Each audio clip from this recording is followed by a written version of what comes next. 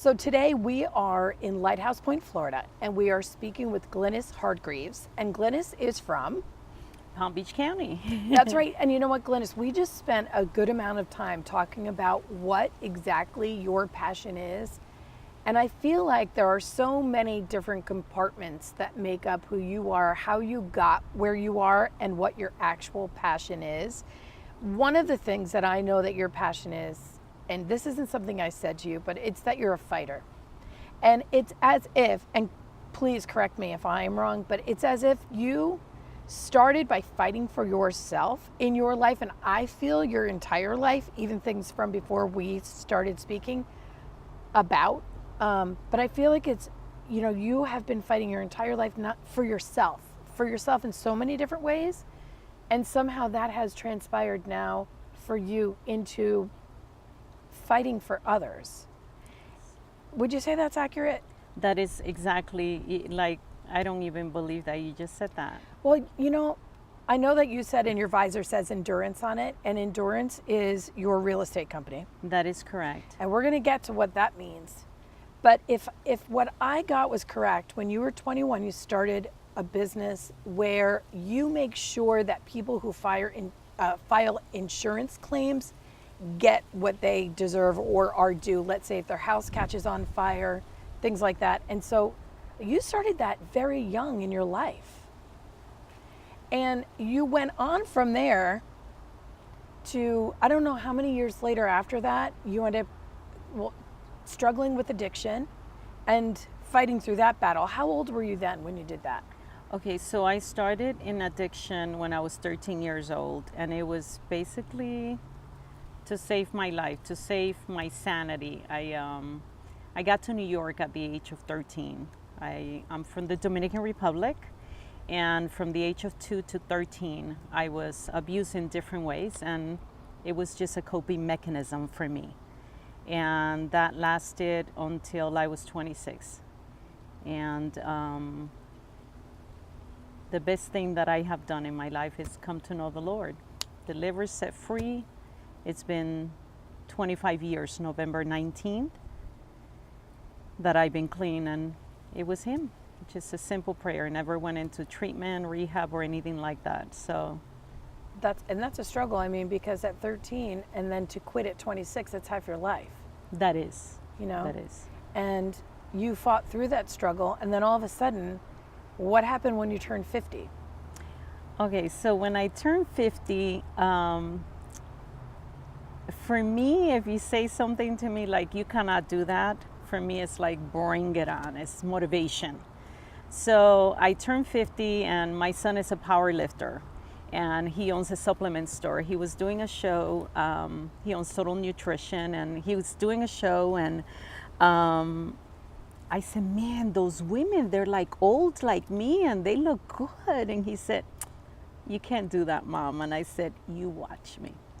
Well, just by the looks of you, Glenis, I would say you accomplished that goal, even not knowing what competition you ended up entering and what success you had with that. But tell everybody exactly what you did with that.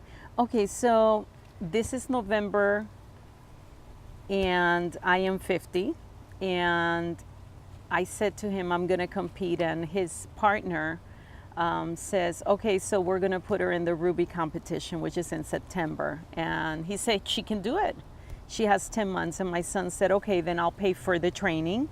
And if you're ready to do it, Mom, it's a lot of work, but I will pay. I haven't gotten you a gift yet, and I will do it. So his friend is a trainer, Jordan, and we agreed. November. Well, it's going to be April, and I have done nothing. So the clock started ticking, and I got really, really nervous and motivated because I'm going to be half naked in a few months, and it's not looking good. So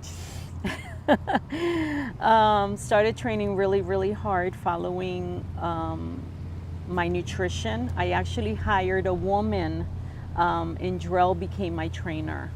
And she is amazing.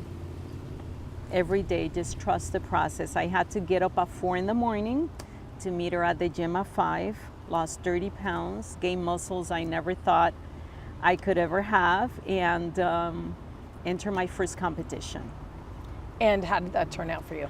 Okay, so I, by the grace of God, got second place and the right to go to national in the Ruby. And then, but my goal, and I'm one of those, I write down my goal and it has to be that, and then I can check it off. So my goal was to win first place. So against my trainer and everybody else, I said, I'm gonna compete in the next show. And in 2 weeks, I competed again in the Fort Lauderdale Cup, and I got first place, and I got, again, the right to go to nationals, and very proud of myself, and I was very happy. But I was more proud of second and third place. I got second place on open against young girls, and third place in novice, and it was against every age. So I was more proud of those than my first place. And Sometimes first place is not what really matters, right? yes, Sometimes it's just not. So then you took all of this, all of these things, and you are helping other people. yes. So for me, competing, it is so not about competing. It became more like, what is it that I'm not doing that I can do? So many things in life are that way. I was really, really happy to get in the best shape of my life. And I am training to go to nationals, and that's exciting. But then I had to look at myself and look and say, what else can I be doing that I'm not doing? And where do I need to push myself? And I hope more than anything, that's what I do for others, is I motivate others to get out of themselves. Because if you would have asked me, can you get in that type of training and compete and do all that, I probably would have said, there's no way. But once I took the limits of me and I said, it's all about the process, it's all about consistency, it's all about doing and pushing when you don't feel like doing, and then all of a sudden you get results. And that's basically what I want to put out there for anybody, that you can do it. The doctors, basically another thing that helped me to do that, the doctors could not figure out what was wrong with me. Like, I had a lot of health issues, and I said, well, if they can't figure it out, then I'm gonna train and eat healthy and do all these things. And there's absolutely nothing wrong with me. They said, it's vertigo, is this. I mean, I went through every test you can imagine, and once I started eating healthy and exercising, I feel good. I wake up, I'm happy. We live in a beautiful state, and I get to enjoy that every day. Now you have traveled through a lot, and you continue to keep pulling yourself up. And I'm just wondering what kind of challenges you faced, because my listeners are going through a lot of things too. And you know what? I always say to them, and you fit this so closely, I always say that I'm not the motivational person that it's going to come out and tell them they need to lose 50 pounds, that they need to stop a bad habit, that they need to, I'm just not. That's not my goal. My goal is to help people live lives that are more exciting and meaningful, to enrich their lives. And if that's what it takes for them because they say so, then they're going to make a plan for themselves, and they can do that by listening to what my guests have accomplished.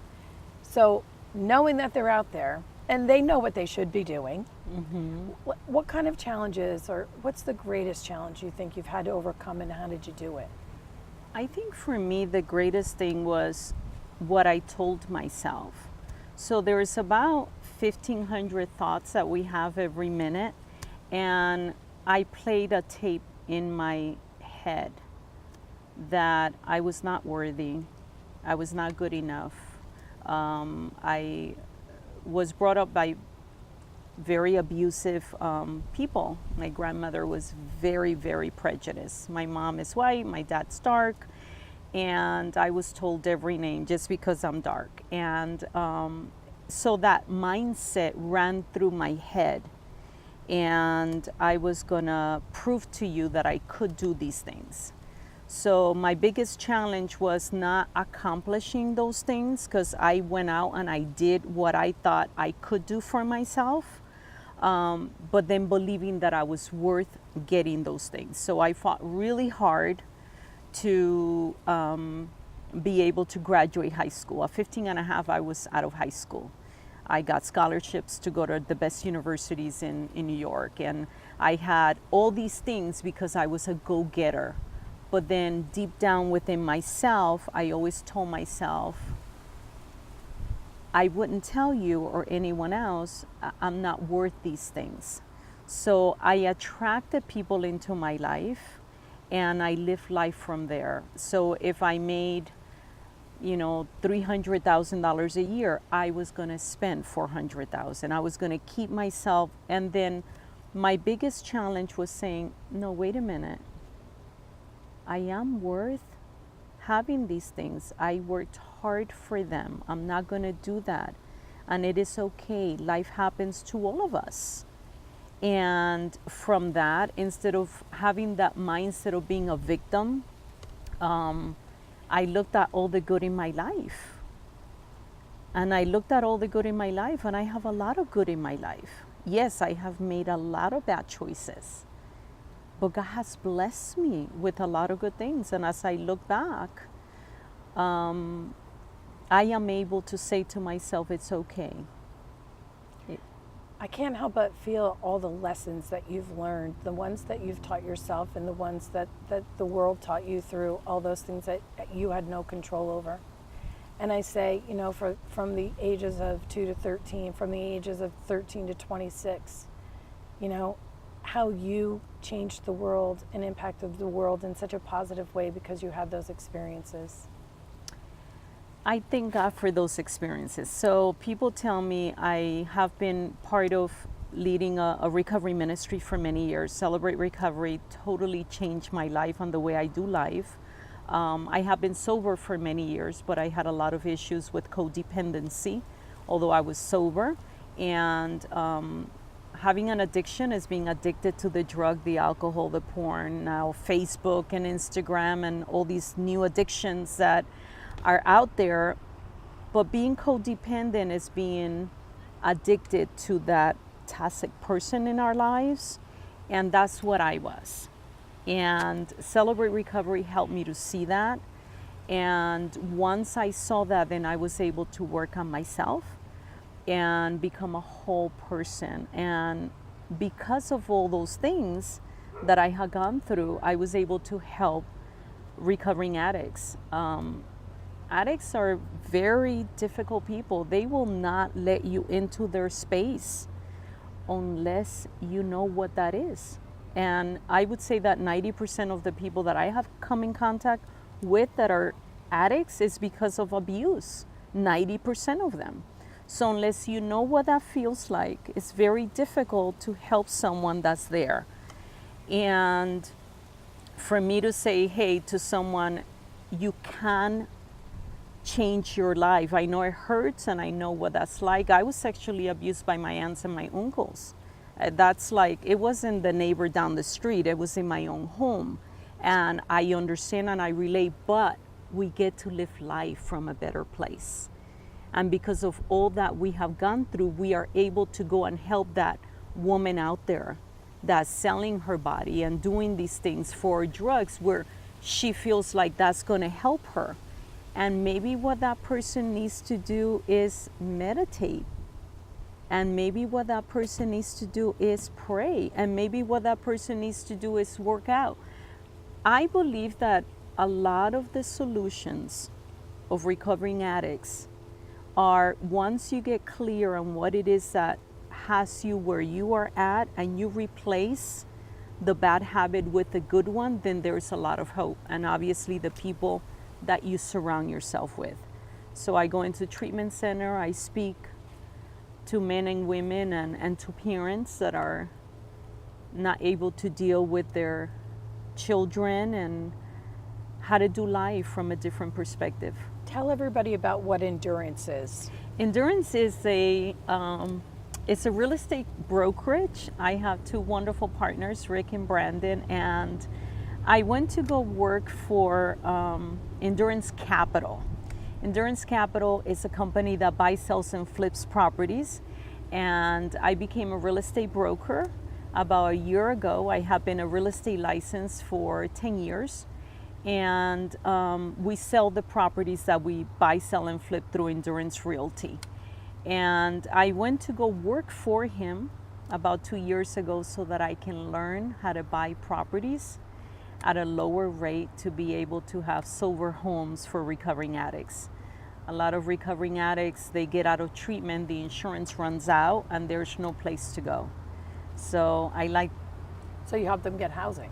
yeah, I like to think that we go to work and make an income so that we can give and bless others with what the Lord gives us. So I always felt like you work so that you get to do ministry and help those that cannot help themselves. So What have you learned about yourself through all of this? And I know there's so many things, but what rises to the surface for you? for me is that I can start something new.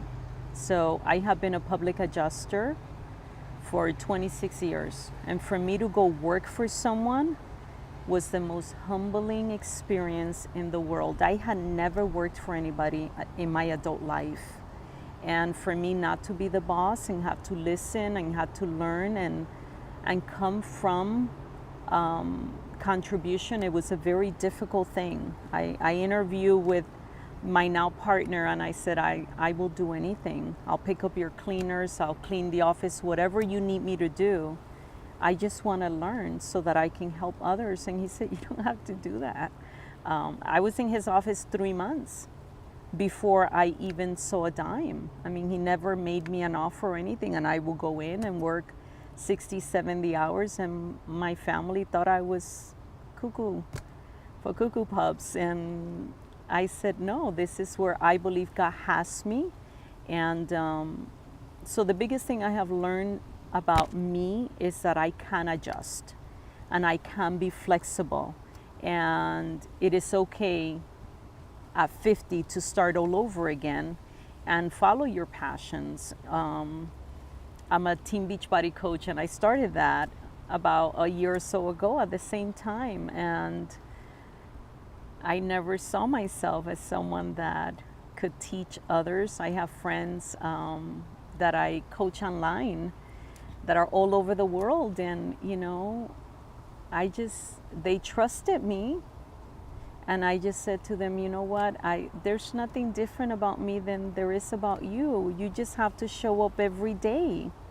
And basically, what is it that Team Beachbody is? It's an accountability group where you say, okay, this is my food, this is my workout, I'm doing it, and we take a sweaty picture and we show each other, kind of like recovery. That's why I love it.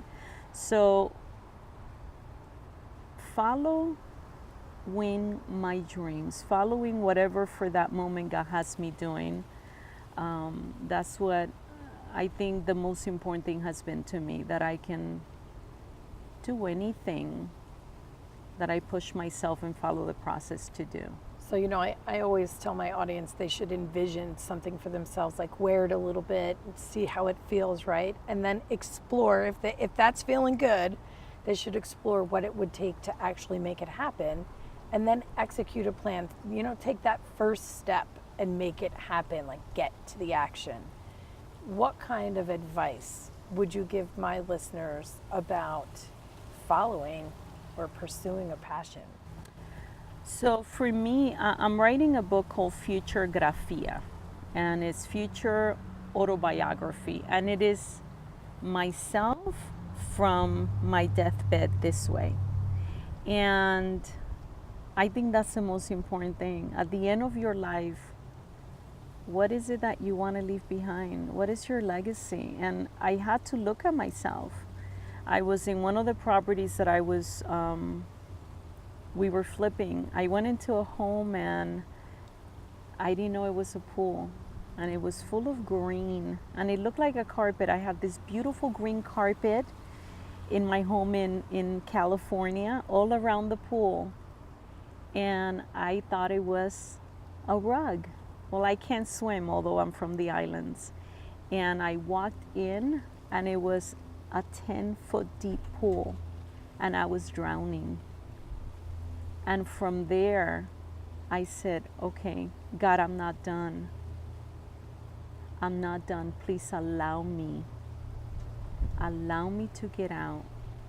And if you allow me to get out, then I promise I will live the life that you died on that cross to give me. And from there, I started my vision boards, and I started everything and planning it all out. And then from that, of what I want to leave behind, I started living my life. I said, what is it that I need to do? I need to grow and accept your greatness. I got into personal development. That's how I met Chelsea. She was my team leader, and she is an amazing woman,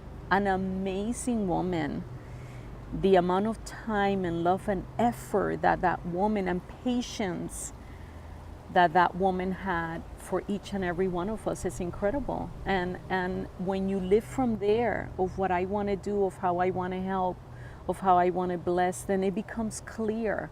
I want, she could be my daughter. And I would tell her, I want to grow up and be just like you. Because the love and dedication, and when you have that, even looking at you guys, I look at you guys and I go, my gosh, they have taken 3 months of their lives to motivate others, to motivate that single mom that feels that she cannot do it. That drug addict that thinks that that's the answer. That man that feels like this is all I can do. And to be able to come from that and say, you know what, I can do so much more if I step out of my own fears and my comfort and I stretch myself.